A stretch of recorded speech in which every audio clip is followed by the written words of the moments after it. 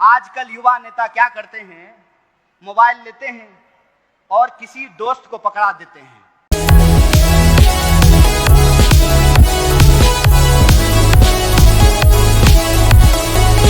किसी दोस्त को पकड़ा देते हैं, ध्यान से सुनना इस बात को। किसी दोस्त को पकड़ा देते हैं और कोई नेता जब अपने गाड़ी से उतरता है ना, उसके बगल में जाके खड़ा हो जाते हैं, सर नमस्ते, और उसको कहते हैं कि जब हम ऐसे हाथ करेंगे ना, फटाक से क्लिक कर लेना तुम उसको, और ज्यों ही वो ऐसे हाथ एक्शन देगा त्यों ही फोटो खींच लेगा और सोशल मीडिया पे डालेगा, आज अमुक नेता से देश की राजनीति पर गंभीर चर्चा करने का अवसर प्राप्त हुआ है। हाथ जोड़ करके कहते हैं भाई ये मत करना, ये मत करना, ये याद रखना कि तुम्हारी राजनीति क्या है। इस देश में बाप जात पैसा चलता है मेरे भाई, बीजेपी, बाप जात पैसा। अगर बाप जात और पैसा नहीं है तो तुम्हारे पास एक ही विकल्प है, तुमको ऑथेंटिक होना पड़ेगा।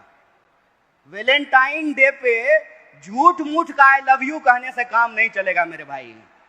अगर प्यार करते हो तो तुम्हारे दिल में प्यार हो, और वो प्यार ऐसा हो कि वो इंसान तुमको मिले ना मिले तुम ही प्यार बन जाओ, ऐसा जज्बा तुम्हारे अंदर होना पड़ेगा।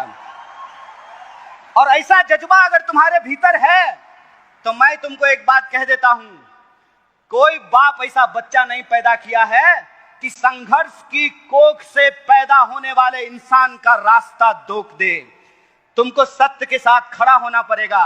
फिर वो जो नेताजी के साथ तुम ऐसे फोटो खिंचा रहे हो ना, वो नेताजी अपने पीए से फोन कराएंगे कि जरा उसको बुला दो, तो तुम कहना नेताजी बाद में आते हैं, अभी हम आंदोलन करने जा रहे हैं, जरा कलेक्टर को हम स्मारक पत्र देने के लिए जा रहे हैं।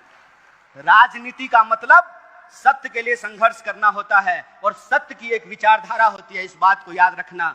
दक्षिण, वाम और मध्य के बाद के रास्ते में मैं पढ़ने के लिए नहीं कहता हूं, उसका चुनाव आप खुद करो, लेकिन कैटेगरी में मत फंसो। लेकिन एक कैटेगरी जरूर होती है, वो कैटेगरी होता है सत्य का। उस सत्य की विचारधारा पे चलो, और इस देश ने बार बार ये साबित किया है, यह देश बुद्ध की धरती है, इसीलिए यहाँ कोई भी संघर्ष हिंसा से नहीं अहिंसा से करके उस संघर्ष को जीता जा सकता है। अगर बुद्ध ने उंगली माल को संत बना दिया अपने अहिंसा से, तो तुम भी आज के उंगली माल को रास्ते पे ला सकते हो अपने संघर्ष से। बस इस बात को याद रखना।